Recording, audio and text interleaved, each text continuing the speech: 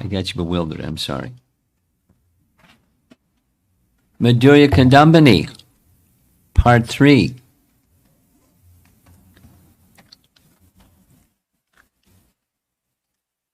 And we have some books.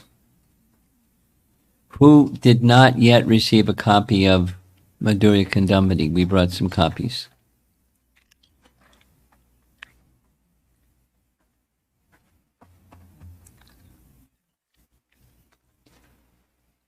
So yesterday, we almost completed Chapter 2. So today we're going to complete Chapter 2 and move on to Chapter 3.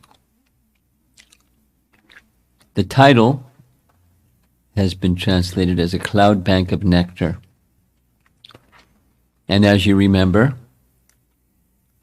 this topic is describing bhakti. Specifically, it's describing the bhakti lata. So there's that nice chart of the bhakti lata, the creeper of bhakti, and its different stages. The stages starting from Shraddha to Prema.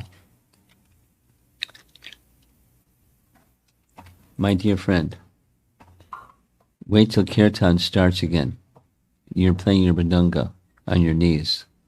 You probably don't even know that you're doing it. You're just like spontaneously absorbed in practicing mridanga on your knees. Okay, Shraddha to Prema. So the seed that's down at the bottom is where it starts, and then comes sadhu sangha, that where there's some preliminary faith, then sadhu sangha comes along and starts to sprout that faith in bhakti. So where we got to was bhajanakriya. There's divisions of bhajanakriya. And here's a closer look at the divisions of bhajanakriya. If you look on the chart, some of you have a printout of the thing, so you can look at the printout that you have, but it's right here as well. Bhajanakriya has 6 different divisions. They are sequential, and it starts with utsaha. What does utsaha mean? Enthusiasm. Utsaha mayi, a false enthusiasm.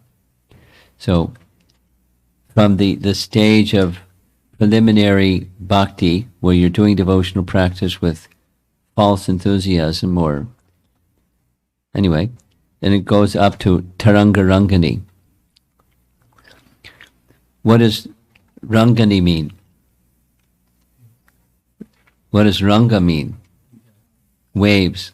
Rangani means small waves. Taranga rangani means enjoying the small waves. So at the far end, on the right side of the chart, or going vertically down, when bhakti has become a little successful, there's the fruits of bhakti, and one may try to become the enjoyer of those fruits of bhakti. And that's not so good. So bhajanakriya is of 2 types. We're completing Chapter 2, if you're following along in the book. There's steady and there's unsteady. Nishtita and anishtita.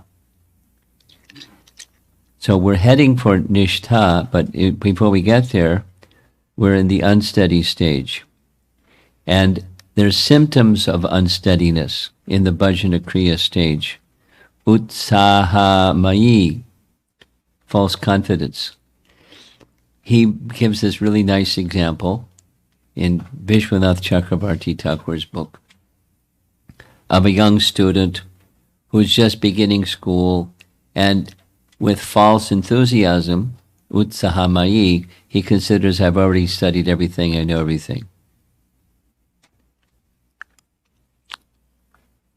I've heard Bhakti Chaitanya Maharaj's lectures on this topic, and I really like his example. It's very graphic. He was at the Bhaktivedanta Manor one time when George Harrison was visiting. And, you know, what happens sometimes in the UK, it rains. So he came right after a rain. There was a big puddle. He got out of his limousine, and one brahmachari came running up and paid his obeisances right in the mud puddle. And George Harrison said, "You didn't have to do that," as his example of Utsaha Mayi. Thought it was a nice example. So, following that stage of false confidence in the early stages of bhajanakriya or devotional practice comes sporadic endeavor, sometimes and sometimes. Sometimes bursts of enthusiasm, sometimes a lack of enthusiasm. Kana tarala, unsteadiness of that kind, unsteady bhakti of that characteristic. And he takes the same example with studies. A young student with their studies, sometimes more, sometimes less, sometimes more, sometimes less, unsteadiness. So as with material activity, so also in devotional activity, it may be a period of unsteadiness due to a sporadic endeavor. Vyudha vikalpa. You've heard that word vikalpa before? Sankalpa vikalpa? Who's heard that one before? Sankalpa vikalpa. Accepting, rejecting. Sankalpa? We spoke about it. Sankalpa is having like an intention. Sankalpa. So, for example, with japa retreats, one of the exercises we often do is we ask people, the attendees, to reflect and write down their sankalpa, their intention of what they hope to experience or gain or from this japa retreat. Because if you start with an intention, it helps you stay focused. Say negative. If you don't start with an intention, it's really hard to stay focused. It becomes a blur. And then mind is bahushaka. But if you have an intention, then it's easier to stay focused. It's kind of like putting your destination in your GPS. If you don't have a destination that you put into your GPS, good luck. I mean, it'll tell you where you are, but it won't tell you how to get to where you want to go. So, sankalpa, accepting. Vikalpa, the opposite, rejecting. So the oscillating mind, an unsteady bhakti, is bhoga tyaga, unsteady, this and that. And he gives, Vishwanath Chakrabarti Thakur gives different examples. One of them is a householder thinking about what they should do while they're in household life. Should this, should I that? Or a young man, should I get married, should I not get married? Back and forth. Sometimes that goes on. So uncertainty, bhoga tyaga. Unsteadiness in bhakti caused by, our friend the mind that vacillates between this and that. Vyudha vikalpa. So that's the third unsteadiness category, and they're sequential. Inability to give up bad habits or bad things. Something you know is detrimental. You know you should give it up. You make some resolve to give it up, and you don't give it up. Then after some time you give up trying to give it up. Vishaya. You've heard of that word before? Vishaya means sense enjoyment. Vishaya vinivartante niraharashadehinam rasovarjam rasopyasya param drishtva nivartate. Vishaya means there's an object of the senses, and there's the sense wanting to enjoy the sense object, that's Vishaya. Involving one's senses with sense objects in the mood of trying to be the enjoyer of the object. So, Vishaya sangara, inability to give up bad things or bad habits or materialistic tendencies of one kind or another, enjoying tendencies. And then the other is the flip side, niyama, yama and niyama, the do's and the do-nots. In the yoga system, you know what, you know a little bit about yoga, right? So some people practice hatha yoga or asanas, and then sometimes they go to a yoga class and that's what they learn, is asanas. And sometimes they learn pranayama, breath. And generally, there's exception, but generally they skip, the teachers of yoga skip over the first two, the do's and the do-nots. That's the yama and niyama. They don't even deal with it. No, don't worry about mode of goodness, just do asanas. So yama and niyama is to get rid of unwanted things and accept wanted things. So this is niyamak shama. So you I make a determination. I'm going to do this because it's going to be good for me. And you mean it. And you get, write it down and you try to discipline yourself that you're going to do this good thing, but then you don't do it. But some people do it. Just a little sharing on the do it because it's good for you thing. Just before coming here to Portland, I was in Chicago. Well, I was in the suburbs of Chicago in Naperville. There's a news center there. It's a nice place. So there was a lot of people. There's about 250 to 300 people varying through the day for a festival of the Holy Name. And one of the persons who was a co-speaker with me was Shyamasundar Prabhu. Shyamasundar Prabhu is a disciple of Tamal Krishna Maharaj, and he was like, the president of the Houston Temple for years and years and years and years and years. And then he turned over the presidency to someone, and he's now really focused on chanting, japa. So he has a japa session, japa conference call that he starts at 2:30 in the morning. And he was really pleasantly surprised that there's now, from that visit in Naperville, because it's the same time zone as Houston, there's 19 people that joined his call at 2:30 in the morning. 19 additional people. And so not everybody gets up at 2:30 in the morning. So it gets up to, it has like 60 people that join him, because they chant, but at intervals he speaks from his heart, because he's very absorbed in the holy name, and he has different things that he has that inspire him, and he shares them at intervals of time.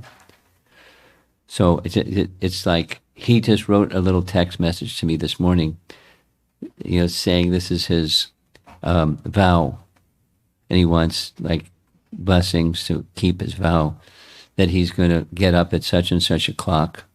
He's got it down to the minute, something like 1:50 a.m., so that he can be ready for his japa call at 2:15 a.m. and people can join him at 2:30. And he'll do it, because this isn't a kind of unsteadiness for him. For some people, it's unsteadiness, something that's beneficial for you, whatever it might be. Let's take another something. Another something might be Anakadasi days. So 2 times 12, 24 days out of the year are Ekadasis. So and it's an auspicious day. What's something that I can do on Ekadasi days that's going to be beneficial for me for this coming period of time, 1 year? And consider carefully what's doable, not just utopian, and then make a vow, and then stick to it. So an unsteadiness is, you go through all that process and I'm going to do it, and you don't do it.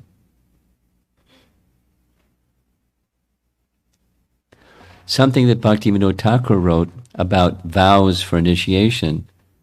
I mean, he didn't speak of initiation, but a vow, namavrata. and he's very strong. I mean, he writes. He's one of Bhaktivinoda Thakur's styles of writing was persuasive. One of Bhaktisiddhanta's styles of writing or speaking was strong, and Bhaktivinoda was persuasive. He would be very reasonable and explain things, but on this point, he is very strong. No matter what, you make a vow of chanting. This is unto yourself before you're initiated or when you're initiated or whatever your vrata is, and you maintain your vrata without fail every day, because it's a daily vrata. So it should be maintained very carefully like that. So niyamakshama is the inability to uphold vows for progressing in bhakti. So that's what vows are meant for moving forward on the bhakti path. And then comes this last one. It's in the chart on the far right there on the side of bhajanakriya, taranga rangani, being the enjoyer of the fruits of bhakti properly performed. And that can be a kind of unsteadiness. Why? You try to, you have a tendency to be the enjoyer of the fruits of bhakti nicely performed. And there's facilities that come. Krishna arranges facilities, not to distract you, but some people get distracted and become the enjoyers instead of the servants. So here's a summary of what we covered in chapter 2, and then we're going to move on to the next chapter. Bhajanakriya gives 2 of the qualities of pure devotional service. Who remembers what those 2 were? The 2 leaves that unfurl. Kleshagni and Shubhada. Relief from all distress and awakening of all auspiciousness. Remember that? That's what we covered already yesterday. So there's the upper portion of the leaf and the lower one indicates Vaidhi Bhakti, and the other is Raganuga Sadhana Bhakti. Each leaf does these 2 things. Some do by practice and some by spontaneous. Other aspects, there's the spiritualization of I and mine. What does that mean? Spiritualization of I and mine. Somebody asked, is there such a thing as spiritual ego? Of course there is. Ego is the identity of self, and there's a material, false ego, and there's the true ego. So as one becomes more clear on who I really am, then the material conception of mine also fades or becomes effaced or disappears, and the spiritual sense of mine awakens. What's the spiritual sense of mine? What's the spiritual sense of I first? So there's in stages. I am spirit. The particle of spirit was in this body. Then a little further, what is that me? Who I have an eternal relation with the Supreme, the source of everything, including me. Then further, that relationship is one of subordinate service to the Supreme, dependent and the independent. And I serve the independent. And then goes further, some further understanding of my rasa and further understanding of one's spiritual form, spiritual activities in the spiritual realm. During this lifetime, those are sequential stages of spiritualization of I.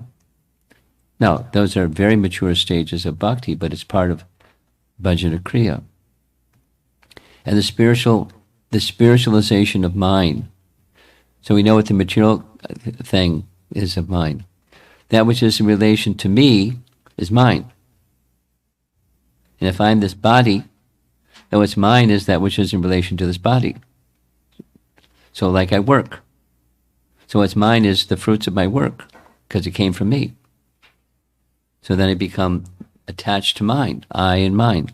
Or family comes from the body, so that's mine, my family, my country, my community, my, fill in the blank.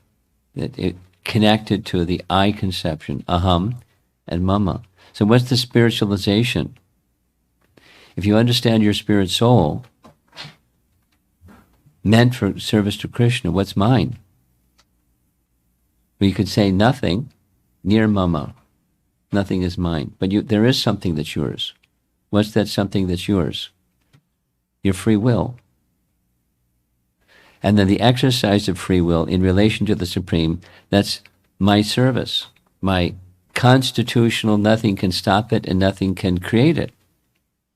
My service and my relationship with the Supreme, that's mine. Oh, so what? So in simple language, Krishna is mine. Not in the material sense that Krishna is mine, like something you put in your pocket or put in your bank account and say, that's mine. And put your name on the title of the car and now it's my car.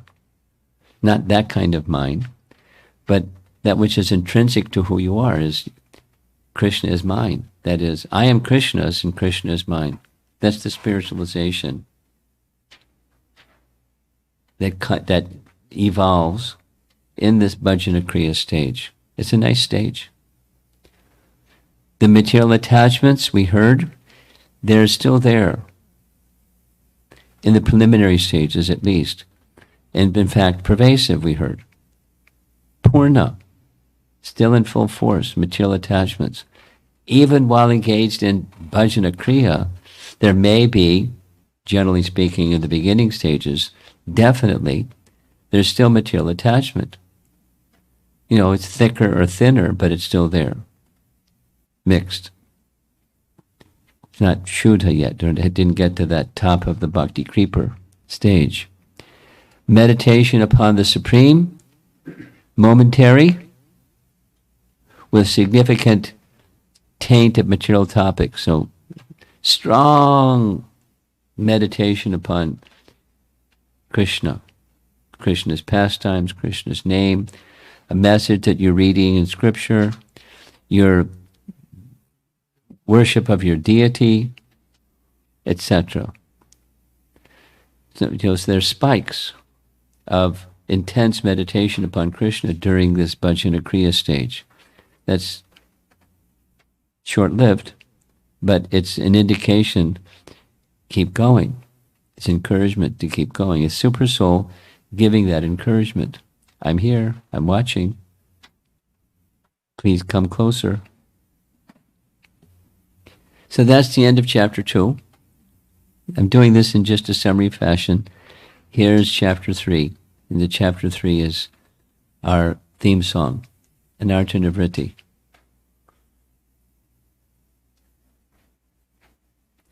What does artha mean? Dharma, artha, kama, moksha. What does artha mean? Economic development. The common expression is economic development, but more broadly, artha means something that's wanted. And anarta is something that's unwanted. So most people, it's the general is economic development, because people do think because they want economic development. Many people, not the topmost Vaishnava persons that understand the purpose of Dharma, but persons other than that, the purpose of Dharma is to gain piety so that increases your prosperity. You gain punya so that you can prosper. Therefore, one of the common definitions of artha is economic development. You do Dharma so you can have economic development. What's the purpose of economic development? Kama. And when all of those get kind of like, I don't like that anymore, comes moksha.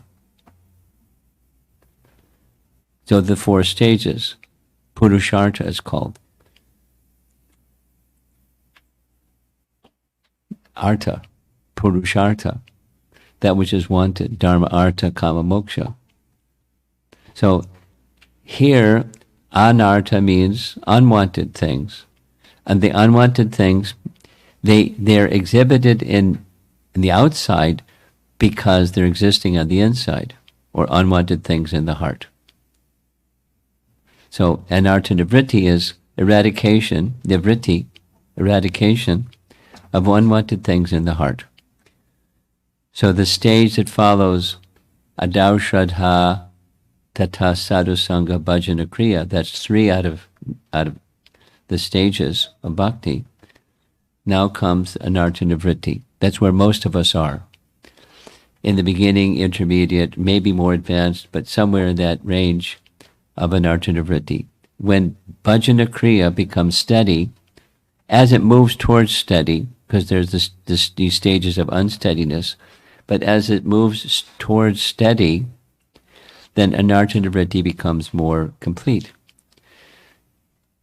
Let's do it again. These are not buckets. Everything goes in this bucket, and when that gets filled up, it goes to that bucket. When that gets filled up, it goes to that bucket. It's not like that. There's a continuum. So the stages are, not this stage stops and that stage begins. It's not like that. There's a flow or an overlap. But they're stages nonetheless. So we saw this verse already.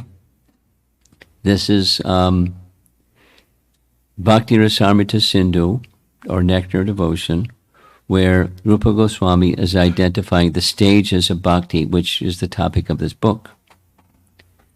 So adau shraddha, in the beginning is shraddha, tata, and then sadhu sangha, and then bhajanakriya, and then anarta nivritti, syat. Syat means arises. So anarta nivritti is the fruit of nicely performed bhajanakriya. Nicely performed bhajanakriya is the result of sadhu sangha. And sadhu sangha is effective when there's some preliminary faith. And then syat arises. So it's a very important stage, and it's long. And we'll do this. The next stage that follows the anarta nivritti stage, you see on the list here, is nishtha. Nishtha, steady. Remember, there are 2 types of bhakti, steady and unsteady. It was nishtata. That's grammatically correct. And now nishtha is the stage, or steady. According to the Bhagavatam, the stage of steady is when the anartas are mostly gone, not necessarily completely gone, but mostly gone. Who knows the verse from Canto 1, Chapter 2 that says what I just said? Canto 1, Chapter 2. Nashta prayeshu abhadreshu nityam bhagavata sevaya bhagavati uttama shloke bhaktir bhavati naistiki. So nashta prayeshu means almost,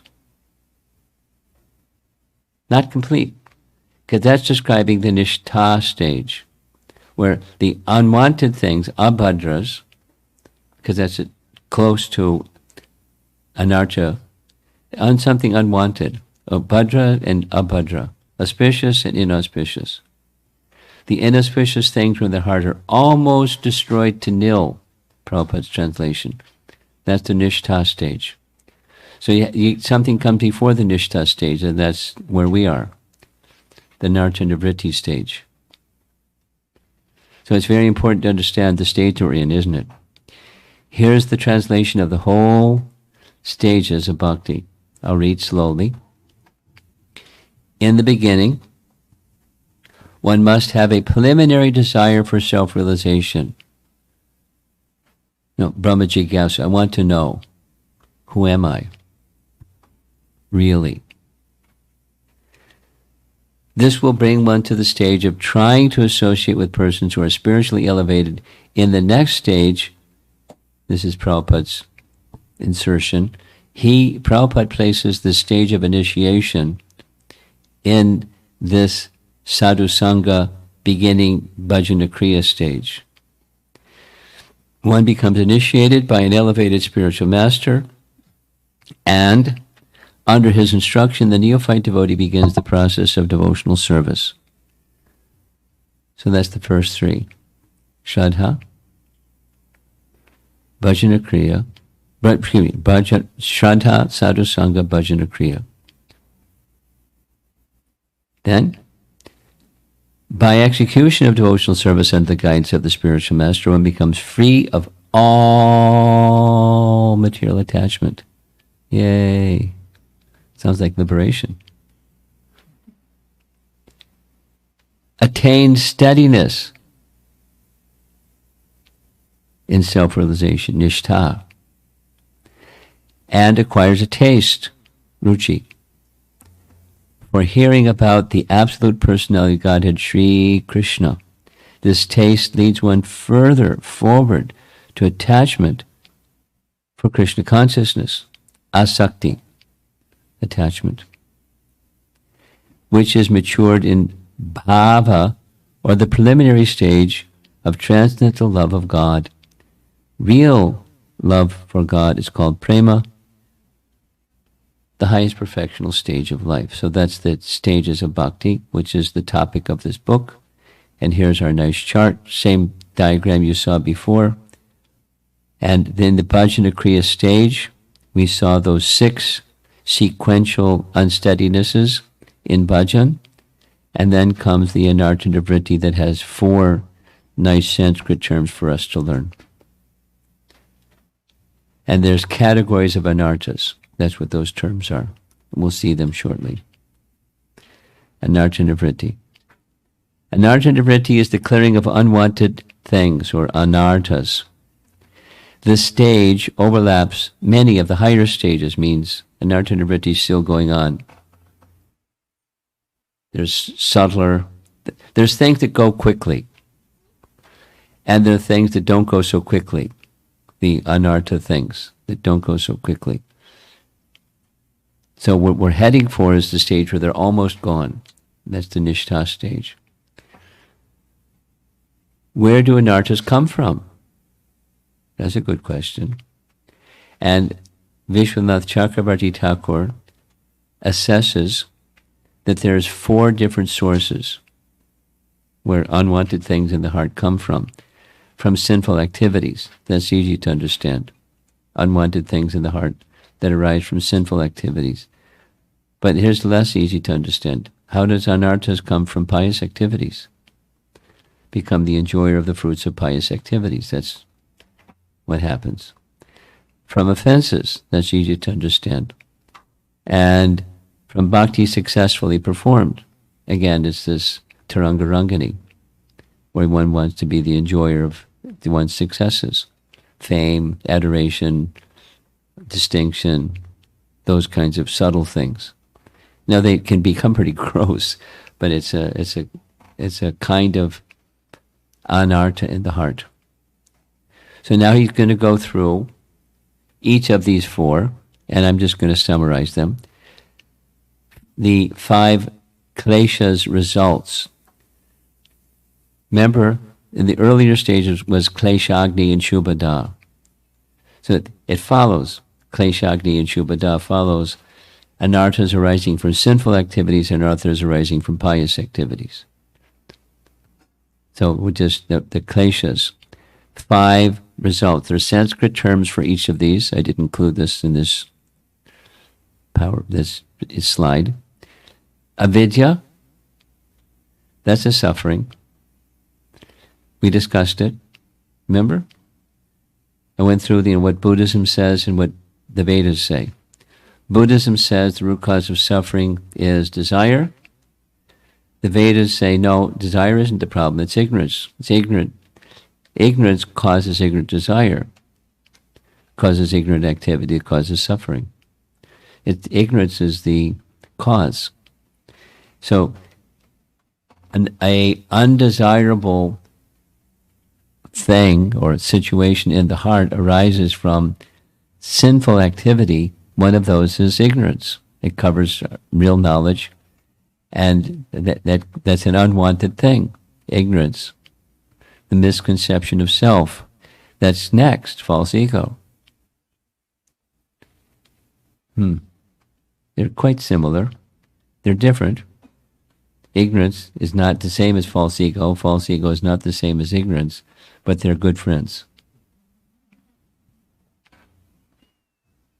Attachment. Abhinivesh, we heard that term already. Abhinivesh, absorption in stuff. I'm attached to my stuff, whatever that is. And sometimes, something can be taken from you and it's okay.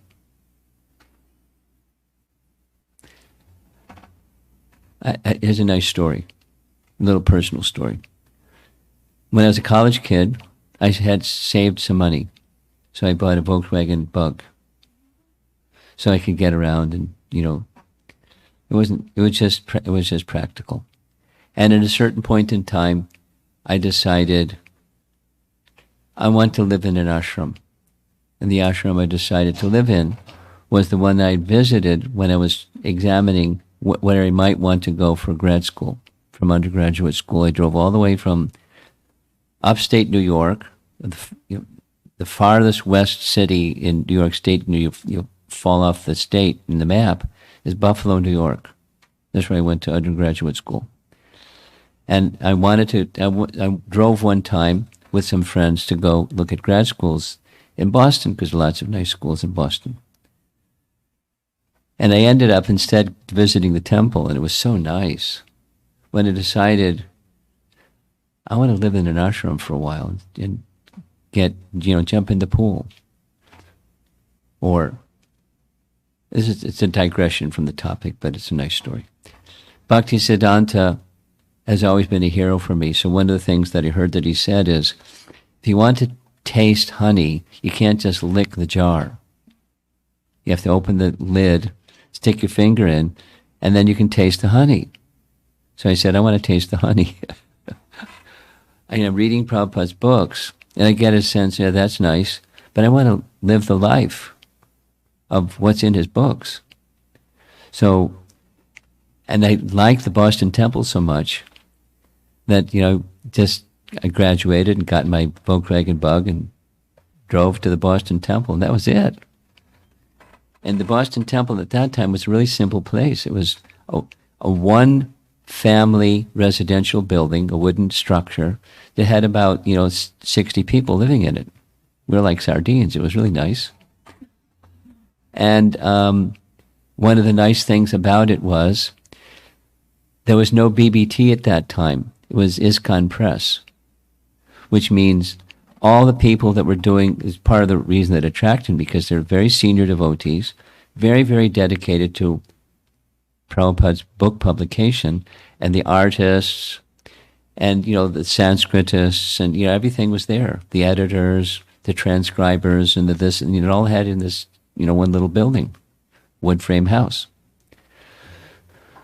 So one day, the temple president at that time was Satsarup Das Adhikari, and he tapped me on the shoulder and said, would it be okay to borrow your Volkswagen Bug, your car? Because the devotee that's in charge of printing of Prabhupada's books needs to drive to Kingsport, Tennessee. And, you have a car. Is it okay? So sure. Take the car. And he didn't check the oil. And it wasn't a new car where you don't have to check the oil and do things like that so much. So the engine seized on his way back from Kingsport Press. So Satsrup Das Adhikari had to come and tap me on the shoulder and say, I have bad news for you. Your car, the engine of your car seized. So how attached was I? And then he said, and oh, by the way, they told us you have to come and identify, bring the title and identify this is your car, and then the junkyard can sell it because otherwise they can't sell it. Can you get in a bus and go go to that place and identify your car? I don't remember if I took a bus or rented a car. I don't remember what it was. But when he came back, he was apologizing left and right, saying, I really shouldn't have sent you because that's, you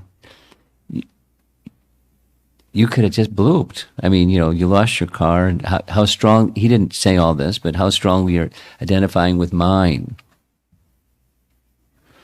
And I was surprised by his surprise, because I wasn't really attached to the car. And so it just, went and, yeah, that's my car, and I signed the, here's my title, and we went back to the Boston Temple and lived happily ever after. But it's one of those things that, in different ways Krishna may orchestrate a test. Oh, really? This is Prabhupada and his Vyasa's son in New York. Oh, really? You want me? How about a little difficulty? You sure you want me? Prabhupada's voice went like that. And then the devotee says, hardship, no problem. I only want you. And Krishna says, oh, really? How about a little sense gratification? And he sends Maya, come rolling at your feet, please take me. And the devotee says, Prabhupada turned his head and lifted his hand up, no thank you. I only want Krishna. And Krishna says, oh, he really wants me. Let me give myself to him. So this is in this anartas that may be in the heart subtly, and it may get plucked by some circumstance. But if there isn't attachment, or if there is attachment, then you have to decide. In my case, it wasn't a problem. I liked where I was. I liked it. I liked swimming in the swimming pool. I liked dipping my finger in the honey jar. I liked. So because of that liking, it wasn't a problem. Now, if somebody else borrowed my car and wrecked my car, I probably would have had it like a fit. But because it was for Krishna service, it was okay. And wasn't okay, but it was okay. Because I wasn't attached. So that's a kind, it's an example of anartas that may be obstacles, unwanted things in the heart due to attachment. Or hatred. There's different Sanskrit term for hatred because there are different intensities but aversion to someone or something. Now there should be some, scripturally directed aversion to some things, but hatred is a little too strong. And fear of death, bhaya. And it's all rooted in the same, ignorance and false ego. I and mine. So the earlier stages of bhakti are needed to get through. The bhajanakriya has to be done nicely so you can get through the anarta.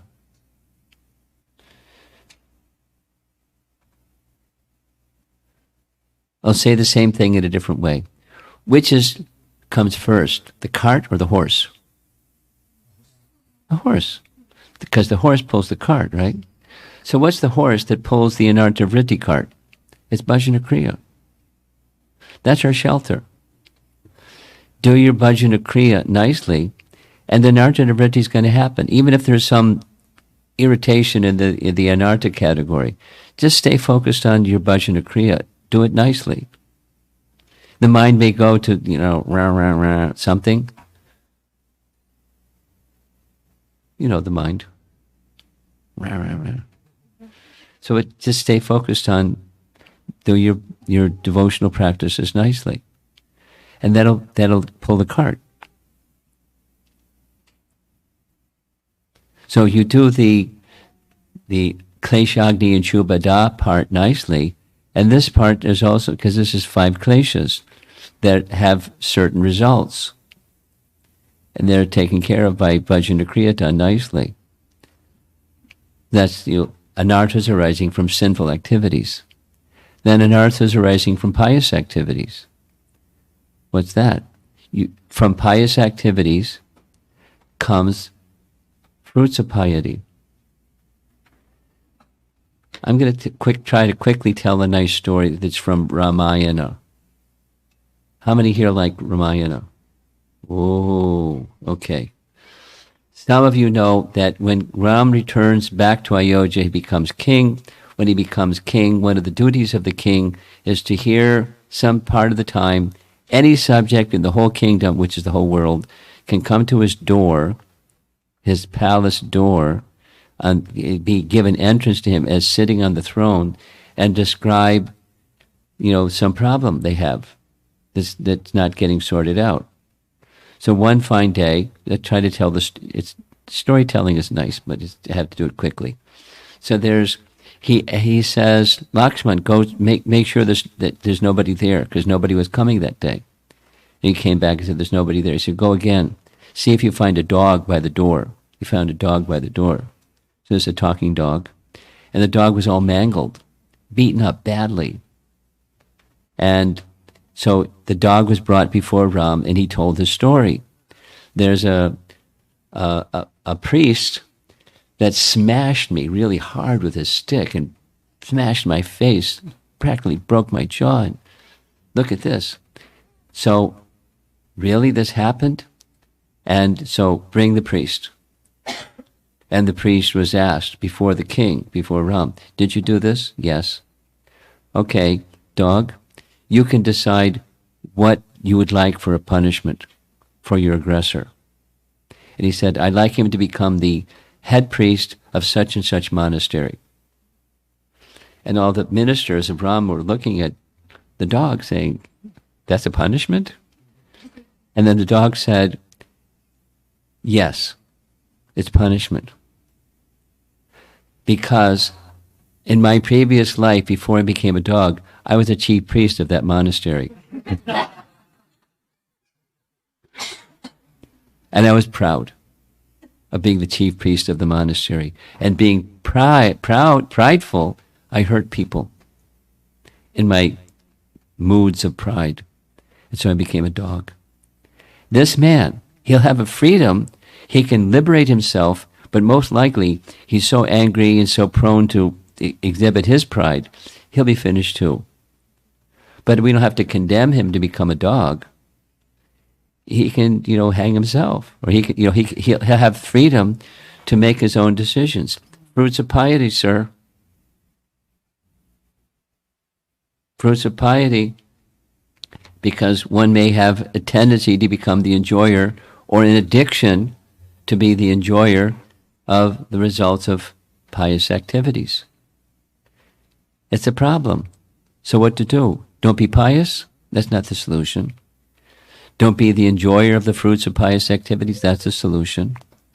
But the tendency to be the enjoyer, that's an anarta. Or the enjoyment of sattva-guna things. What are some sattva-guna things? Music, art, poetry, literature, philanthropy, altruism, mode of goodness things. And become the enjoyer and find, some pride in being a relisher of refined things that are in the mode of goodness. Now, there's a purpose of things that are in the mode of goodness, and it's not being the enjoyer of them, but making nice offerings to the Supreme. So if bhakti is not strong, there may be the tendency to fall prey to such an anartha, or the desire for liberation, or desire for heavenly planets, and become an enjoyer of the heavenly planets. It's in the bhakti realm. It's an obstacle, or it's an unwanted thing. That kind of aspiration. And he comments that sometimes it's so pernicious, it's sometimes this is folded under the first one, under the heading of kleshas. So that's 2 of 4. Number 3, anartas arising from offenses. That's easy to understand. Now, here's a delicate one. What about offenses in devotional service? Now, there's some offenses in devotional service that are punishable, but that's when they're deliberately done. Only when deliberately done.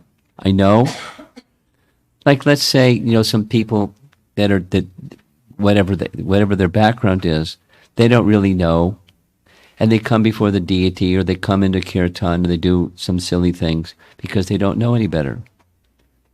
It's not an artist do not arise in the heart of such a person when it's not deliberately done. But when it's deliberately done, there's some training and they know better, then it's serious. Like he gives the example, Vishwanath Chakravarti Thakur gives the example of bringing your shoes before the deity in the temple, or riding, this is Rupa Goswami, riding on a palanquin, being carried in a palanquin before the deity. That's 2 categories. He said that's people that do that, they doing that knowingly, that's an anartha arises. But there's another category. He said generally for those who are chanting, it's non-consequential. Non-consequential because when you chant, it removes the reaction to those offenses in seva. Unless in the seva aparad that continues when you're chanting, it becomes nam aparad. You follow? You're chanting, right? You sometimes chant. You play mridanga, so you must chant. Okay. So when you chant, is it a fact? The answer is yes. Is it a fact that if you've made some mistakes back there somewhere, something was done that wasn't what it should be done, the offense is cleared by your chanting, not just mridanga playing, by chanting. And so seva aparad, mistakes that are not deliberately done, but they can be cleared just by chanting. But if one goes on chanting thinking, this is a good program, I can do any nonsense thing I like, and just chant, and my slate is made clean, that becomes namaparad. Seva aparad can become namaparad if one takes the name and uses the name as a way of cleaning your muddy feet. The doormat, the holy name. So don't use the holy name like a doormat to clean your dirty feet. But so seva aparad is not so significant, he writes, because it's countered by the chanting of the holy name. So therefore, the anartas that arise from offenses generally means not seva aparad, but nama aparad. Gives rise to anartas in the heart. Then comes this nice teaching. It's found, I'm going to show you another slide. You see the verse 11.2.35. This is the Navayogendras having conversation with King Nimi, that section of 11th canto. And there's a verse, here's the verse, not the Sanskrit. One who accepts this process of devotional service to the Supreme Personality of Godhead will never blunder on his path in this world. Even if he intentionally closes his eyes and runs, he will never stumble or fall. So don't try it. Don't close your eyes and run, because likely you'll stumble and fall. But so what does it mean? What it means is, here's the commentary. Anyone who due to wholeheartedly, enthusiastically taking up Bhagavad Dharma unintentionally, acts contrary to the rules of devotional practice, such a devotee still does not incur sin. So you're enthusiastic, and you're enthusiastic, wholeheartedly enthusiastic. Let me serve Krishna. And you do something or fail to do something that's within the regulations of bhakti. There's no sin. It's against the seva mandates. But if you don't do something or transgress something, there's no sin incurred. Why? Because one is so absorbed in trying to nicely, enthusiastically please Krishna. If there's some neglect in a detail, it's okay. I mean, you don't do it deliberately, but if there's neglect out of enthusiasm, it's okay.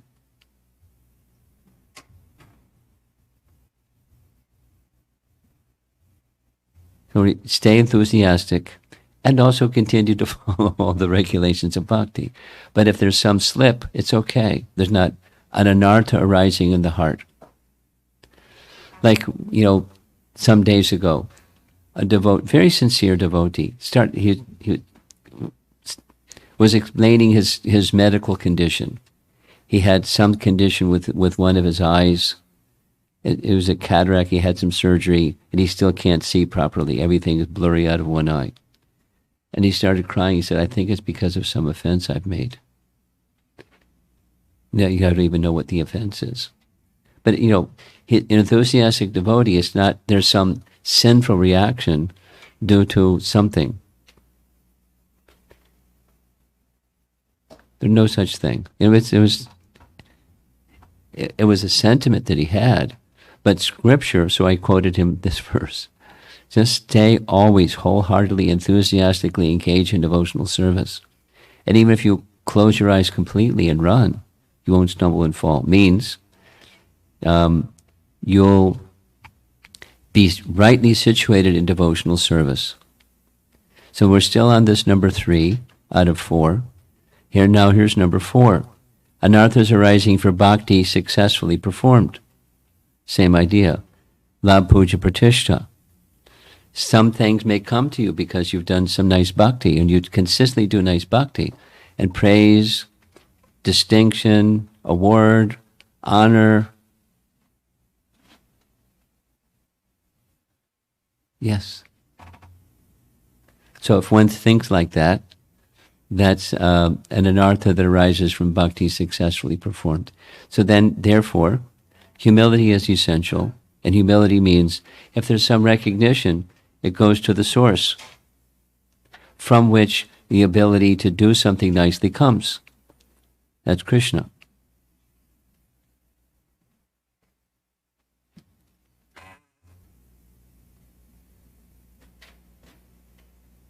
Okay.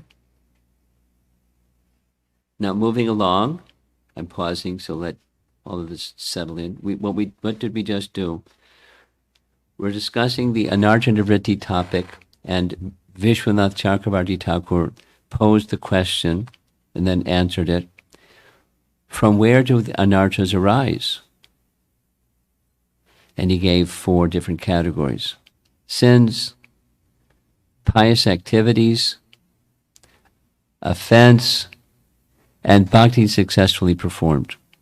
It's possible anarthas can arise from those 4 sources. Now he focuses on something that's very important for all of us, and that's the chanting of the holy name, particularly followers of Chaitanya Mahaprabhu, because this is the Yuga Dharma.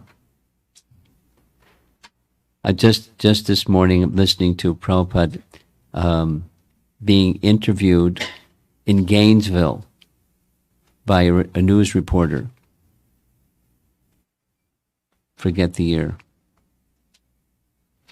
75, I think, something like that, 74, 75. And he was an educated man, had very clear thought and good questions. He was asking Prabhupada, a very pointed question. Would you say, Swamiji, that your process is the only means to achieve perfection? Yes. And then the man, paused and said, well, the founders of our country, you look around, you see so many churches and so many places of worship, and so many people are following a practice. And they feel they also have a path to God. But now you're saying yours is the only way, there's the path to God. And then he clarified. I mean, he wasn't trying to checkmate Prabhupada, but Prabhupada wanted to be very clear. The process is chanting the names of God. And the chanting of the names of God should be done in such a way that love of God awakens. And that love of God awakens whatever the valid name of God found within Scripture that one calls, that's the process. And then, if you do that, then you have to follow the instructions that God gives in Scripture. Then he went into, thou shalt not kill, and so who is the Christian? So love of God means you follow the teachings, and you call the name. Those are essential. Amongst the offenses, the most important are namaparads, and among namaparads, the most vicious is the first one, sadhu ninda, offense against the devotee. So he's going through the 10 offenses.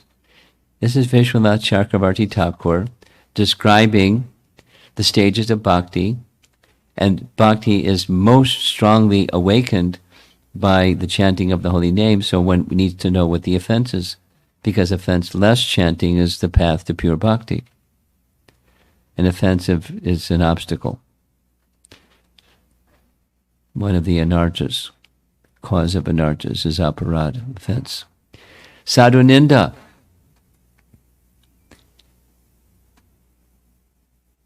With animosity towards sadhu. And he details criticism, animosity may not be spoken, but some ill feeling, and malice, wishing to harm or wishing the other person, has a problem. Wishing ill of someone, malice. What's the remedy? The remedy is that the person who has been offended, you go to that person who has been offended. It's just like Durvasa Muni offending Ambarish, and he goes to Lord Vishnu and says, you have to go to Ambarish.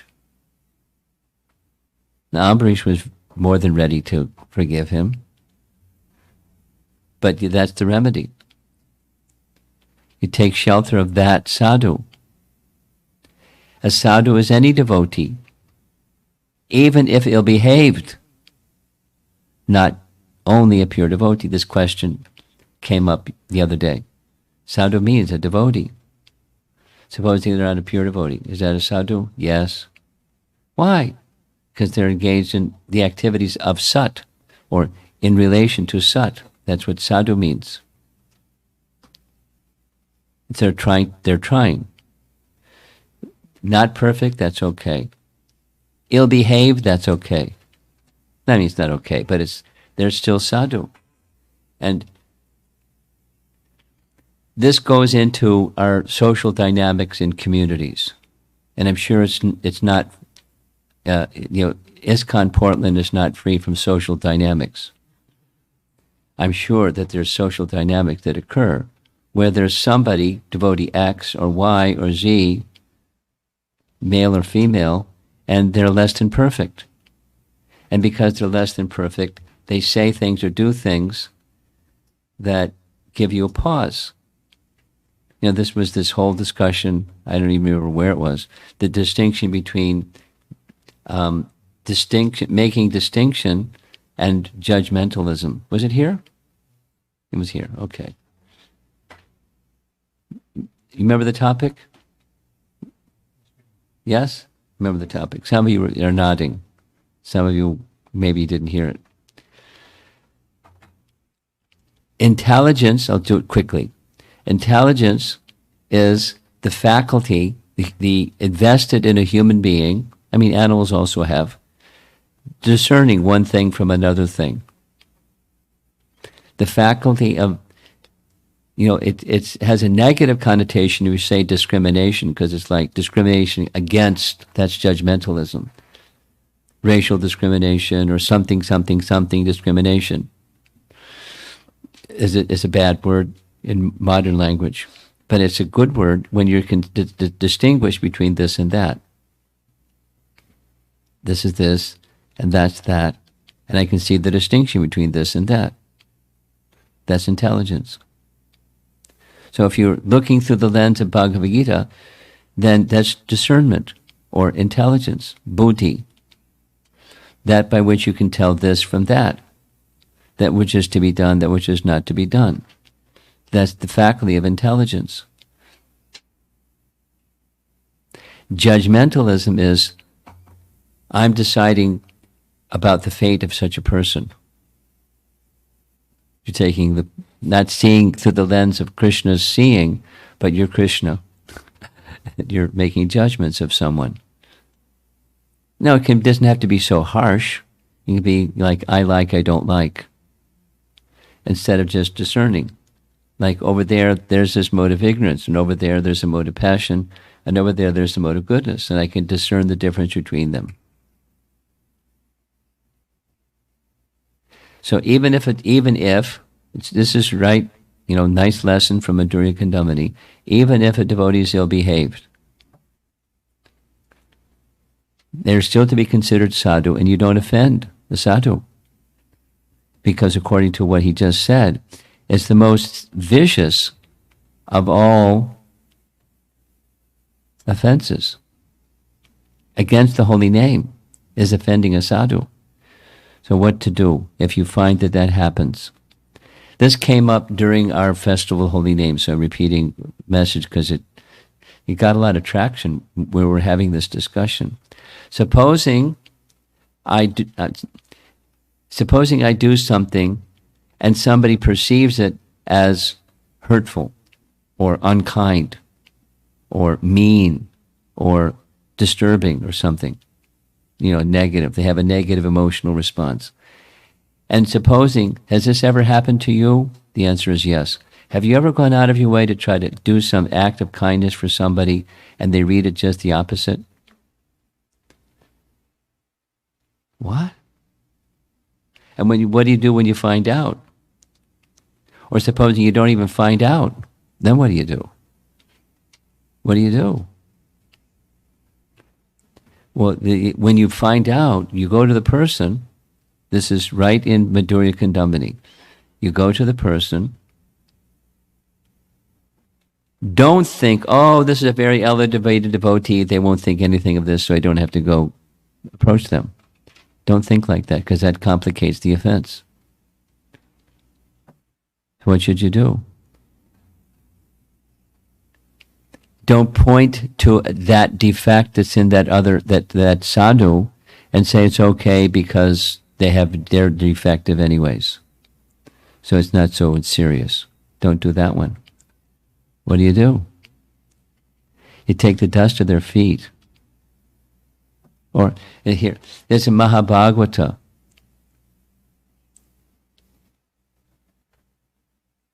Take shelter of the devotee, whether they're the Mahabhagavata, the Madhyama Vaishnav, or somebody that's defective. The principle is the sadhu principle. So what he writes, I don't think I included this here. It's a very nice paragraph right from Madhurya Kadambini. It goes something like this. You go to that person and appeal to them. You acknowledge. So recognition, it's called the 4 R's. This is Jayadvaita Swami Uvacha. The 4 R's. Recognition, something is not right. However it comes to your attention, recognition. Regret, that's another R. You feel internally towards yourself some regret that I did this thing or I have this tendency or something like that. And then comes the rectification part. And that's the third R. You go to the person and appeal to, acknowledge your mistake and request forgiveness for your mistake. Even if it's not a mistake. What? I spoke in such a way, or I did in such a way, that it's been perceived by you or others as, hurtful or, not nice, or it shouldn't have been done. And I'll say from my heart, it wasn't my intention, but that you felt this way, I feel really sorry. It has to be genuine, but you acknowledge the mistake and you appeal for their forgiveness. Now, in most cases, Vaishnavas will say, no problem, or whatever. They'll say something else. They say, the problem is over here. I just have a hair trigger and something happens and I feel different feelings and you didn't do anything. You allow them to say whatever they're going to say.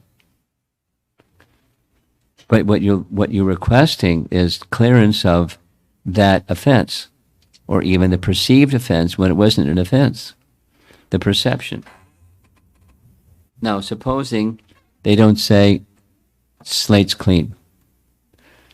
They just look at you, or they look the other way, or they don't acknowledge your request for forgiveness. What do?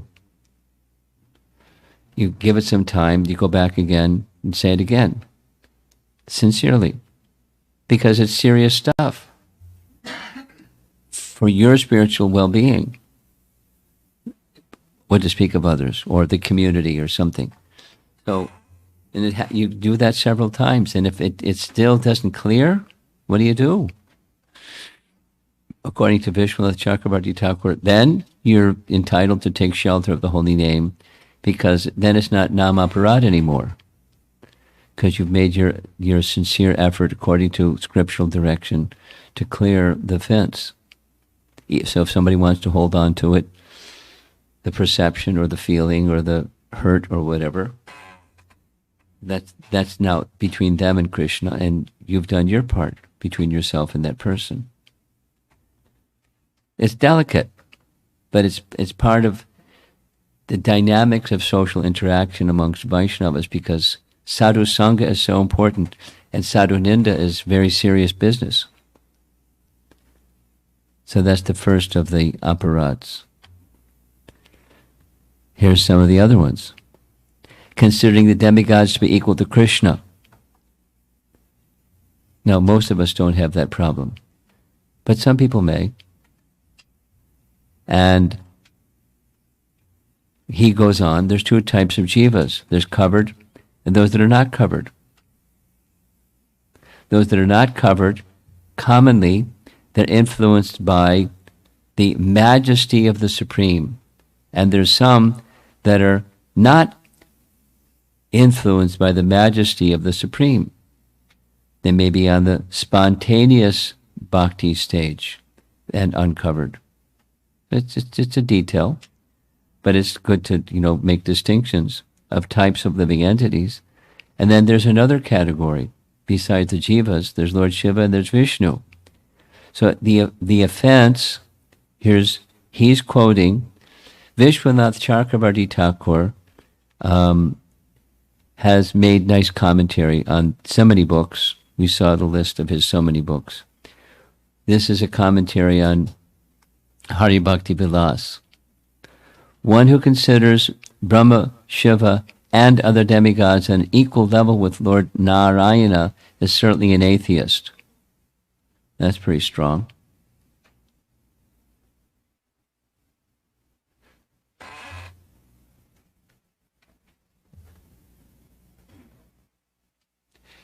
I'm pausing because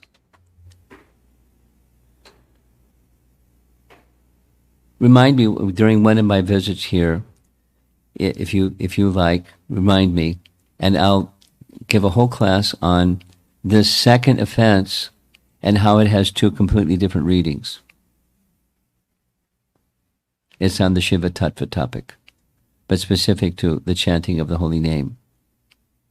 Because that's so important for us. Now, most of us don't have a problem with wanting to chant Shiva's name, but supposing somebody wants to chant Shiva's name. Anyway, it's a nice topic. Someday, in the future. But the common way that in ISKCON and here in this text, Vishwanath Chakrabarti Thakur is saying, if you or I or anyone takes the name of Lord Shiva Brahma or any demigod on an equal level with Lord Narayan, boo, bad. Atheist.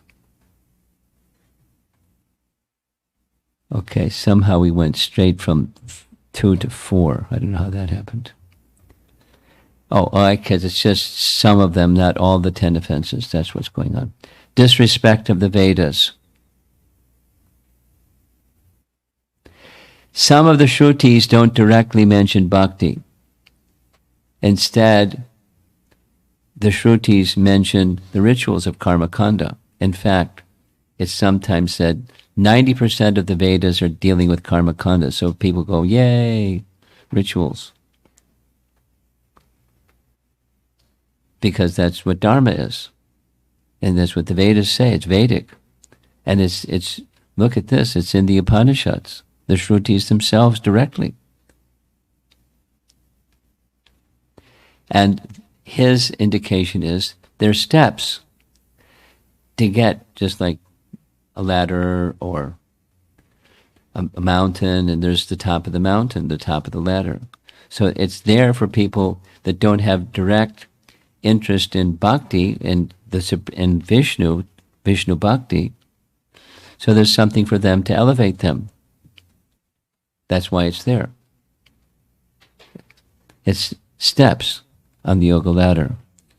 So how to not disrespect this offense, associate with people that have respect for the Vedas and practice and teach the Vedas and praise the Vedas. It's the antidote for this namaparad. Now, it's not, for most, from my experience at least, for most ISKCON devotees, it's not a problem. But for some people that we interact with, it's a problem. Because they have regard for their teaching or their scripture or their way or something or something.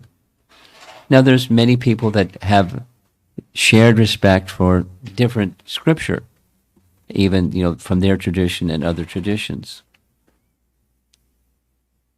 There are lots of people like that. There are lots of people that don't respect. And by that association, it can be a problem.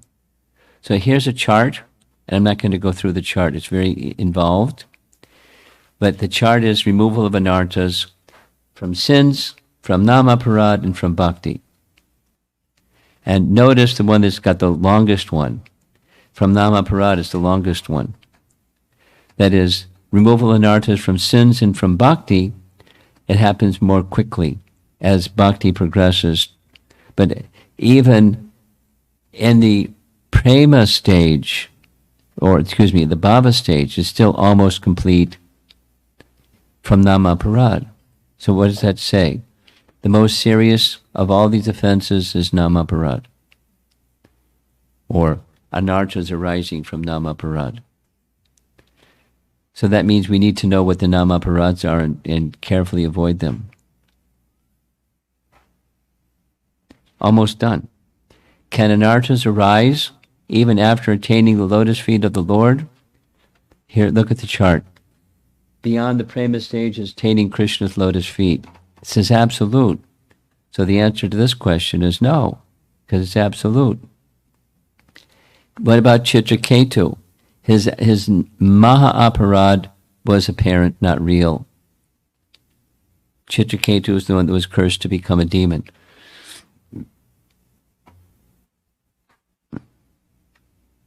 He retained his prema even as Vritrasura. Jai and Vijay, their offense was apparent only. It was caused by their prema. What does that mean? They made a prayer to Lord Narayan. Their gatekeepers or doorkeepers at the gates of Narayan, the gates of Vaikuntha, but they were also his doorkeeper. You know the story? You know the story? He doesn't know, but you know. You want to tell the story? No, this girl in the green shirt. I'll share the story with you. Then you can tell him after. Make sure you heard it properly. No, I'm speaking to you with the green shirt. So you listen carefully, and afterwards you can share with him to make sure that you've understood it correctly. Your antenna's up, right? No? Turn your receiver on. Oh, okay. Okay. So, Narayana resides in Vaikuntha. And Narayana had his gatekeepers, Jai and Vijay, take charge of guarding his door because he had to take a nap. Now, does Narayan have to take a nap? Absolutely not. He was giving some service. So, I'm going to take a nap. I want you to stand by the door and don't let anybody in until I finish my nap. Okay? Sure. So, as he's taking his nap, here comes Lakshmi, the goddess of fortune. And Jai and Vijay said, sorry, Narayan's taking a nap, you can't enter. She didn't get huffy, but she didn't like it. So after Narayan finished his nap, she went in. Jai and Vijay let her in. And she let Narayan know, do you know what these gatekeepers of yours did? They wouldn't let me in. No, I want you to punish them. No, Narayan didn't want to punish them because they did exactly, it was all a leela. They did exactly what he wanted them to do. Didn't let Lakshmi in. But she's the goddess of fortune. That's his Shakti. So he has to satisfy her somehow. And so he figured out a way to satisfy her. I mean, it's a leela. So then comes Jai and Vijay now are at the gate of Vaikuntha, and they're praying to the Supreme Lord. They had such close association with Narayan that they knew his desire. As Lakshmi knows his desire too. So his desire is, everything is within him, and one of those everythings that's within him is a chivalrous spirit. He likes tussle. But who's there to tussle with in Vaikuntha? So they offered a prayer. Our dear Lord, if you so desire, we can fulfill that chivalrous spirit of yours. We can take a position of being in opposition to you so you can have a tussle and satisfy that aspect of your personality. If you so desire, we can do that. So Lakshmi has a desire. The Jai and Vijay have a desire to serve in prema, not in real opposition. And then here comes the four Kumaras. And they want to enter Vaikuntha, and Jai and Vijay see these four naked boys and say, I'm sorry, you're not allowed. What? What's your qualification? You don't understand. You don't see elevated souls when you see them. You shouldn't be here in this material, in the Vaikuntha realm. You should go to the material realm. We curse you. You know that one, right? Yeah. So he gave him a choice. You can have 3 births as demons, or some extra number of births. I forget the number. 5? 7. Thank you. 7 births as devotees. He said, oh, we want to come back. 3 births as demons, thank you. So that's what happened. So the Brahmana's desire was upheld by Narayan. Lakshmi's desire for them to be punished was upheld, and their desire to serve the Lord in satisfying his chivalrous spirit was fulfilled. It's a home run. So they came. So Jai and Vijay, the question was, can anartas arise even after attaining the lotus feet of the Lord? No. And what about Jai and Vijay? Well, it was only apparent. It wasn't really an offense. It was their prema, whereby they had a prayer, somehow make us inimical to you so you can enjoy the pleasure of fighting. Diminishing your affection for your devotees, please fulfill our prayer. It was prema. It wasn't offense.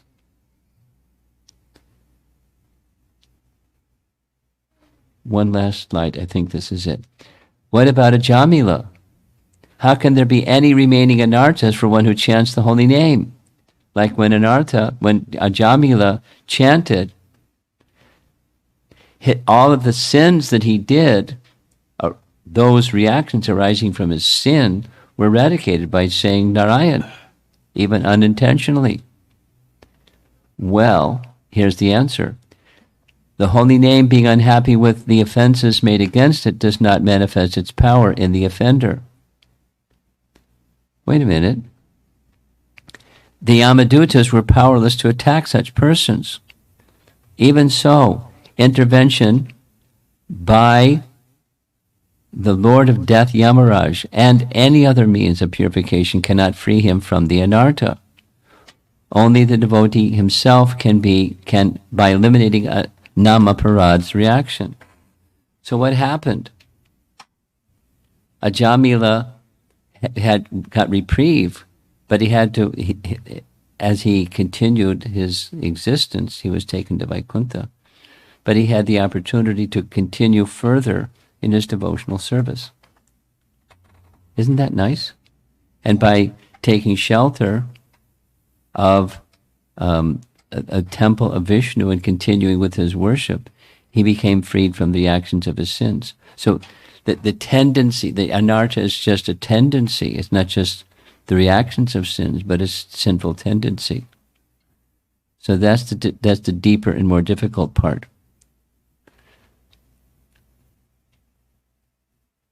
Is it clear? Let's see if there's some discussion. The chapter is not yet ended, but I'm going to end here because I think it's a good time to end. I got a little carried away with telling stories. Can we turn that light on?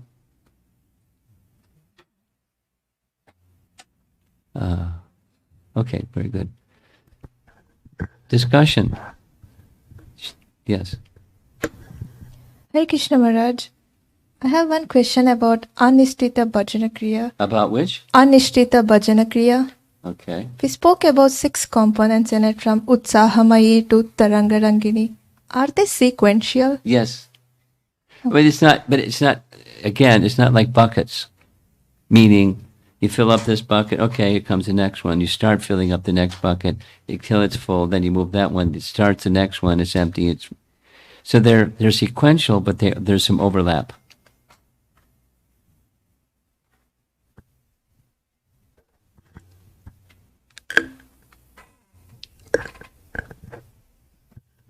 Hare Krishna Maharaj, thank you for the nice class. My question is with regards to that verse that you quoted from Srimad Bhagavatam, Nashtaprayeshu Abhadreshu, and you said that is the Nishtha stage. My question is, that activity of hearing and serving the Bhagavata, including Srimad Bhagavatam or the person Bhagavat, Yes. it says almost remote. Why is it not complete? It will become complete. It's just describing the stage of Nishtha, which is not yet complete. Continue, it becomes complete. The Prayeshu is a stage. It's just detailing the stage. But the answer to your question is it will. It's just describing a stage before the will happens. That's what it's doing. You want to rewrite it?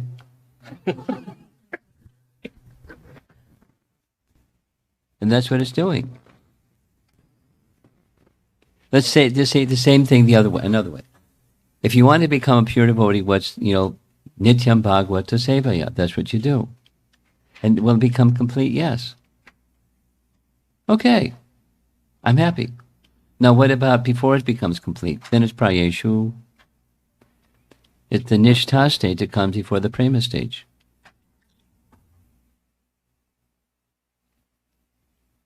But it's sort of guaranteed. Well, what's guaranteed? Guaranteed sounds like automatic or mechanical. We talked with some devotees about mechanical devotional service. The bhakti is not a vending machine. Put in your coins, pull the lever, and down comes prema bhakti. No.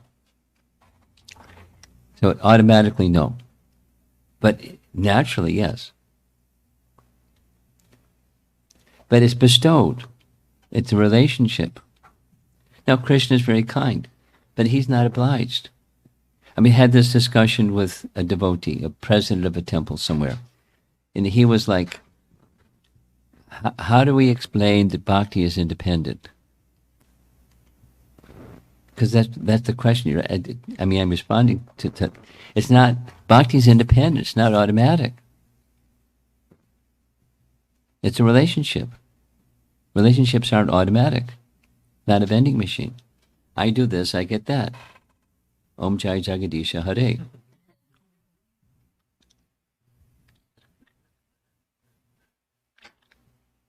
It's a relationship.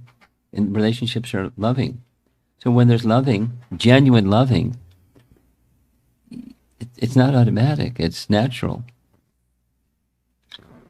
I'm just objecting to the word automatic. It will happen in due course of time, naturally. Nityam Bhagavata Sevaya. Okay? Okay. Thank you, Maharaj.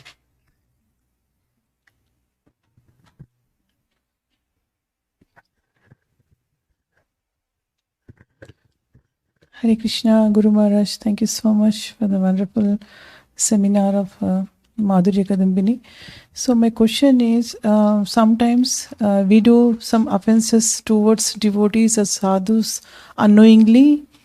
We don't know that we have offended them. Yes, but happens. It might happen. Yes, it happens. So in that case, what we should do, Maharaj, because intention is not there to hurt them. Yes, yes. The Krishna will forgive in that case, or what do we do? Unknown offense, what do you do? Prabhupada's answer. When he was teaching nectar devotion,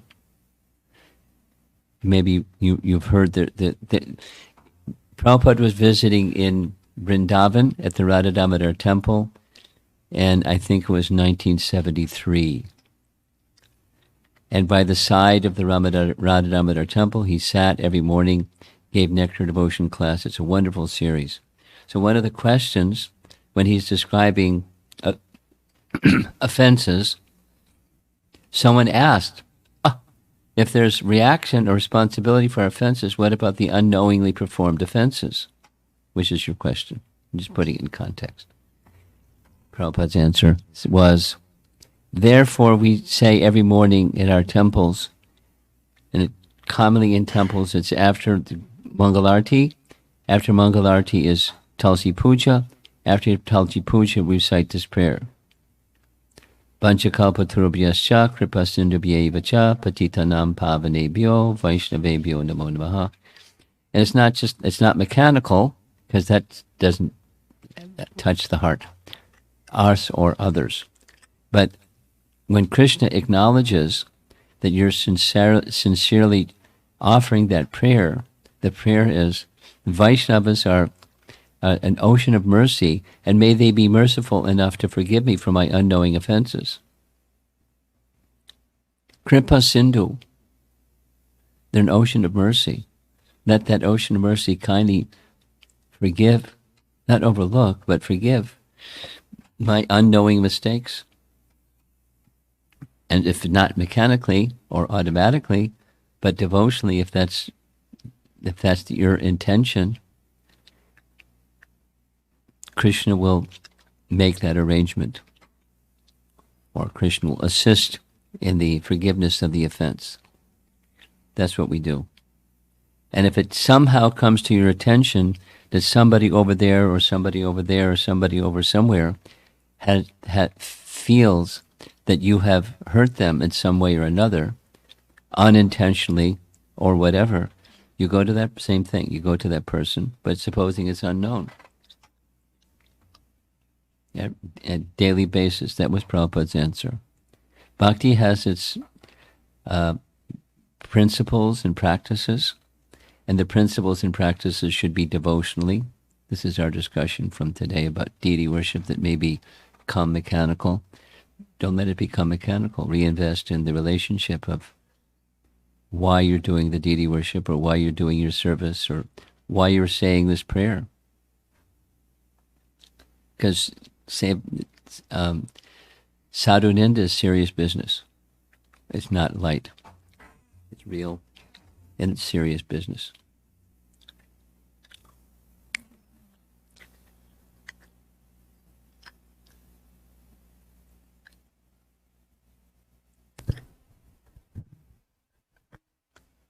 Hare Krishna Maharaj. I have a question from yesterday's class. Could you speak a little louder? I have a question. I heard it, but say it, keep going louder. Yes. Is that okay? Go, keep going. So we've discussed yesterday about two kinds of faith. Two kinds of faith. Swabhaviki, and the one that comes with preaching. Yes. Is the Swabhaviki Shraddha cultivable? Is it what? Cultivable? Is it what? Can we cultivate that? Well, ask him. It will happen automatically. Well, it'll happen in due course by the association of those who are spontaneous. It'll naturally evolve. So you do your Vaidhi Bhakti, and Vaidhi Bhakti can become, in due course of time, with good association, etc., natural and spontaneous. But it's not automatic. Okay? This young lady has a question. You have a question? No. You put your hand up, no? No? He does. Hare Krishna Maharaj. Hare Krishna. So my question was that if you do mean to offend someone. Speak closer to the microphone. So if you do mean to offend someone, and then you offend someone. Yeah. And then after a few days, you finally self-realize how bad that was. Yeah. And then then what? You feel that was wrong, and then you go back to that person. Yeah. And then you say, it was long that I said Speak that. right into the microphone. So, then you go back to the person you offended and you say, I'm sorry that I did that. I know it was long and that's my fault. Would, Krishna still be mad at you, or forgive you? Because, some cases, you say sorry to people, but they, still don't forgive you because it's a big deal. Yeah. So what to do? So, Well, you got the 3 R's. Then there's the fourth one. The fourth R is reinstatement. But supposing you do 1, 2, and 3, recognition, regret, and you try to reinstate yourself, and the door's locked. So we discuss this. You let some time pass. Maybe they're in a snit and they'll just calm down a little bit, or maybe they're having a hard time with 10 other things besides that one thing, and who knows? You go back again. You say it again. And the door's locked. One more time, and the door's still locked. Then just chant. That's what he says. That's what Vishwanath Chakravarti Thakur writes. I'll find the passage, and I'll send the passage to whom? To you? Okay. It's directly in his book. What to do when that happens. Thank you, Maharaj. Okay, you're smiling now. You look like you're worried for a moment. Right behind you. Hare Krishna Maharaj. Is it okay if I asked a question from yesterday's class? Sure. Okay. Sure. So Earlier in the lecture, you mentioned that one should have the intention to please Krishna when doing your service. Yeah. But I've noticed that a lot of times my false ego gets in the way of even having a sincere desire of of wanting to serve. So what do I do in that scenario? Kick it. When there's recognition of attachment to false ego,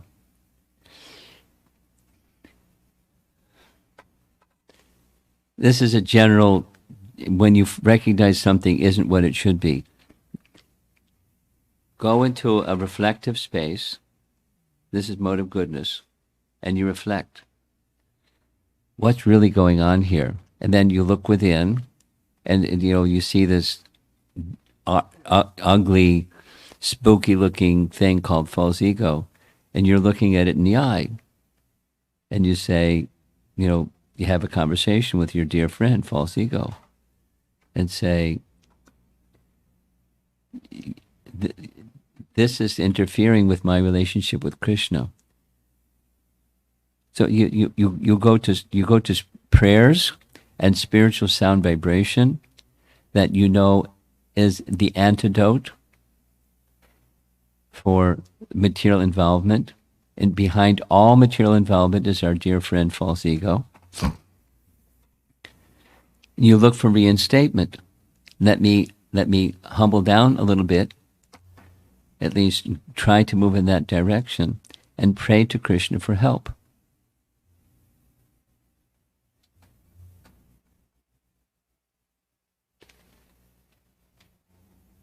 And you continue so that Krishna can see, because you can't do it on your own. Krishna can see you're serious. False ego is lurking and causing disturbance. Sometimes it's more recognizable than others, but please know it's always there. Devaki Mataji was here and speaking on that one a whole bunch, so it's always there. It's always there. What's her book? Our constant companion. False ego. It's always there. The good news is, according to Kapila Dev, that bhakti has the power to dissolve the subtle body, including false ego. So you ramp up your bhakti, which means that Krishna should be pleased. Now your question was, I understand it, yet sometimes false ego is getting in the way. It's always getting in the way, sometimes more recognizable than other times. So ramp up your for the pleasure of Krishna purpose. And one of the best ways to do that is through sound, through your japa and kirtan and your hearing and reciting of scripture. Through sound vibration is the most powerful means of reviving bhakti and cleansing away the other stuff, including false ego. False ego, darkness can't stand where light is on. When you turn the light out, darkness prevails. So turn the light on, your bhakti light, as much as you can, while you're doing things that are sound related, spiritual sound related. Every day. So, and that's the antidote, the medicine, the cure. It takes a while for bhakti to become strong enough to dissolve the subtle body. You can find it in chapter 29 of Canto 3. I'll see if I can find the verse and let you know the verse.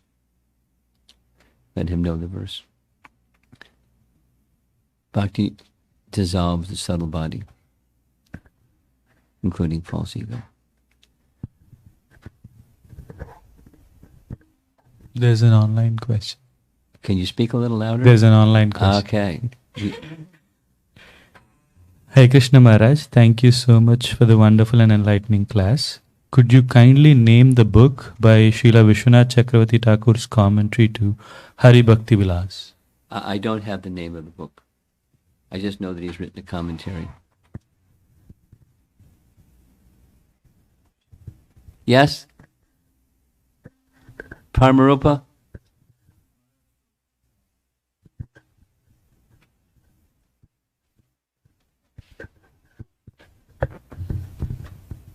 Thank you, Guru Maharaj.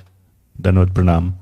Maharaj, we mentioned sadhu ninda, and also there are many other verses like apichet suduracharo bhajate mam ananya bhak, or bhakta janasya pashet in Upadeshamrit number 6. My question is, how do we know who is a bhakta or a sadhu? And because externally... Wait a minute. How do we know what? Who is a sadhu, or who is a person to whom we should never offend? And since these things, qualities may not manifest externally, is the instruction that we should take from these verses that we should basically not offend anyone anytime? Is that the practical instruction we should internalize? That's a very good understanding. And by, excuse me, I said Paramarupa and I should have said Paramakruma. No problem. My mistake. I make lots of mistakes. I'm a very defective person. No, it was perfectly fine. So, yes. I mean, very explicitly, it's right within chapter 3. Don't think sadhu means only the uttama. Don't think sadhu means only the madhyama and uttama. Don't offend a sadhu. A sadhu is a devotee. Even if, so his point is, even if there's some misbehavior, don't offend.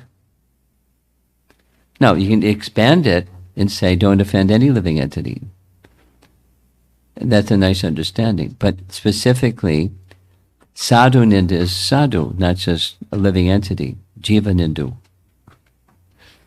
Yeah, that's the thing I was trying to distinguish a little bit. Is there something more for us to take away when all these verses talk about sadhu ninda? Or how should we receive this instruction is my question. Because we don't know, and we don't want to put ourselves in the position of a judge that is this person a sadhu or not. Magari the hunter.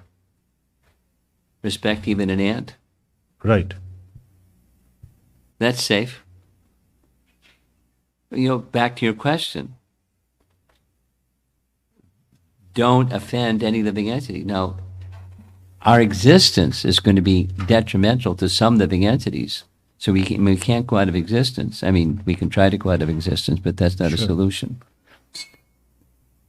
Therefore, we try to serve to our capacity and try to avoid offending. But it amplifies as one becomes more advanced, doesn't it? Okay. So specifically, sadhu means a devotee. What's a devotee? One who is carried. We just had this nice definition. So they're carrying a desire in their heart that the Lord should be pleased. Krishna should be pleased by my existence, by my work, by my words. That's a sadhu. However, beginning stages and less than perfect they may be, that's a sadhu, that's a devotee. So we respect devotees. We don't offend those who we respect. And then it gets delicate.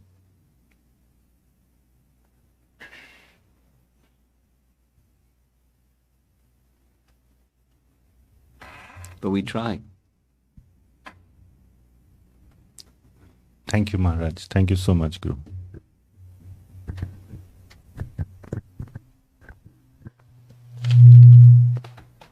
Hare Krishna, Maharaj. Please accept my humble obeisances. I have a couple of different questions. I want to start with, isn't bhakti cheto darpana marjanam, meaning that it removes all the anartas from mind? But in the bhajanakriya, we pass through different stages, and at the end there is tarangarangani, which is like... At the end there is what? The tarangarangani... Tarangarangani. Enjoying the mundane benefits of bhakti. It's like we are performing bhakti. In this process, we are actually cultivating a anartha which we have to deal with in anartha nivriti. Well, my hearing isn't good, and when you speak fast, I lose it. Sorry. I'll repeat the question again, Maharaj. So, bhakti is supposed to be a process in which we remove. It's not supposed to be. It is. It is a process which removes all the anarthas, right? Gradually. In the bhajanakriya, we are actually, as we pass through different stages, there is, it looks to me as if we are going to cultivate a tendency to enjoy the mundane benefits of bhakti. Well, that's a boo-boo. If one does that, that's a mistake. It's not we're supposed to do that. It's in the when you get in your car and drive down the highway, you can end up in the ditch, but don't end up in the ditch. Stay on the highway. It's not that bhakti means we're going to do that. Okay. You stay in the middle of the road. Watch out for the ditch. Okay, Maharaj. And the difficulty is the enjoying tendency. It's a residual enjoying tendency. That which brings us to the material world is the enjoying tendency. Now I'm a bhakta, and there's some fruits of bhakti, and I'm trying to enjoy the fruits of bhakti. That's the residual tendency. Stay on the road. Don't go into the ditch. Beware. There's big road signs. Beware. Thank you. Next question. Next. So, if I understand correctly, I saw that the nama aprad, the effects of nama aprad goes away even beyond the stage of prema, right? Like, even at the stage of prema, there is. You want to go back and see the chart? Be careful what you're saying. So this is the removal of anartas, and at the stage of bhava, it's almost complete. At the stage of ruchi, it's almost complete. At the stage of nishtha, it's pervasive. So you want a copy of this slide? You can study it. Yes, I'll take a screenshot. But I'm not able to understand the prema, nama prad goes away completely, and then after reaching Krishna's lotus feet, it's absolute. Like, what's the difference between complete and absolute? Which made me confused. You have to have Vishwanath Chakravarti Thakur. I mean, complete sounds absolute, and absolute sounds complete to me. Okay. I don't see the distinction. I don't know what he means by that. Okay, Maharaj. Okay. So, next question, you mentioned the episode of Ajamil, where by chanting the holy name, he, even in the Nama Bas stage, he was able to get rid of all his sins and get second chance. Is the offences during chanting, is it like, you mentioned that tendency of offense should be gone, which makes me think like there should be no history of offenses, or at least the effects of all those history of offenses are removed. Is that the right understanding? I'm not sure what you're asking. Let me say back what I think you're asking, and the answer is yes. It's one thing to have a reaction removed. It's another thing to have a tendency for doing the same thing again removed. Is that what you're asking? Yeah. Okay. So the way for particularly for offending a sadhu, the way that the tendency, not just the reaction, but the tendency, it's like, Durvasa Muni and his offense to Maharaj Ambarish. It was big time offense. Ooh. And not only he was forgiven, but the fruits of all of the piety of Ambarish, which is a ton of piety, was all bestowed upon the offender, Durvasa Muni. So now, to have the tendency removed, the reaction is to the person, but we're hearing is it's the relationship of service takes away the tendency. Got it? Yes. Okay. Just one tiny question. So in the Jaya Vijaya episode, you mentioned that the Jaya Vijaya, they are at the stage of prema, so they don't commit offense. It's an apparent offense. But did the four Kumaras cause an offense? I mean, they commit an offense because they're playing their role in the Lord's Leela. Okay. So no offense on their part as well. That's correct. Okay. Thank you so much, Maharaj. Hare Krishna. These two questions, and then we're going to close up because it's late. Hare Krishna Maharaj. Maharaj, I wanted to ask, from yesterday lecture, one question that we should chant in the mood of pleasing Krishna. Yes. So is that any different when we think that we should chant in the mood of pleasing Prabhupada, or we should chant in the mood of... Same. Is it same? Well, you approach Krishna through the representatives of Krishna. So try to chant in the mood of pleasing Krishna and not paying any attention to the representatives of Krishna. Is Krishna going to like that? No. So it's included. It's implicit. In that sense, it seems like it is better to think that chanting in the mood of pleasing the spiritual Prabhupada. master. You can do that, but don't forget Krishna. Okay. They go together. Right? Okay, Maharaj. Yes. So don't split hairs. They go together. Maharaj, one more small question. One more small question. About Maharaj Bharat example, was he on a bhava stage or a prema stage? Because I think he was on a prema stage. No. Okay.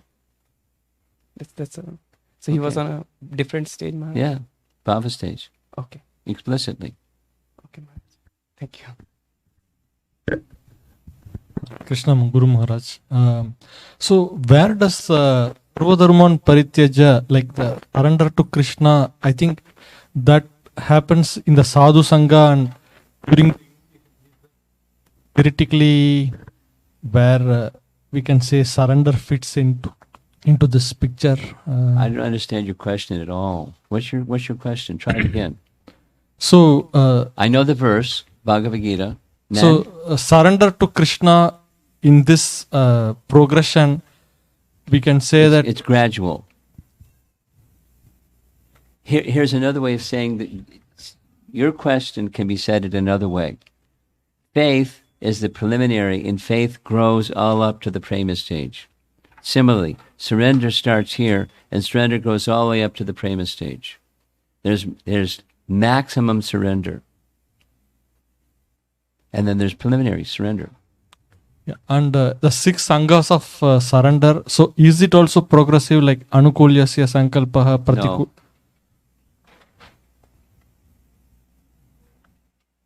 I mean, I've never heard any description like that. Supposing somebody starts over there, and it's like you have to walk through those 2 doors before you can get to the rest. It's not like that. Yeah, because the first 2 seem like avoid these and do these. That's and correct. That's what they mean. Supposing I'm in La La Land and I don't know what's to be done, what's not to be done, and I'm a rookie. I just don't know much of anything. Can I surrender? If I don't know what's to be done, what's not to be done, can I surrender? No, you cannot.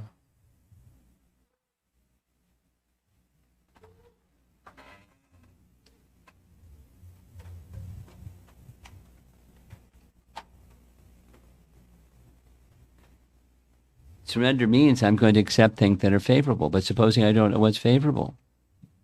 Supposing I think something goofy is favorable, and something that's really important is not so important, or it's not favorable, because I don't know. I can be, in spirit, I can be surrendered. And when I get good association, I can have some better understanding of what's favorable, what's unfavorable. Read Prabhupada's book, something, oh, thank you very much. Now I know what's favorable and unfavorable. Okay. Looks like we're done. Srila Prabhupada ki Jai.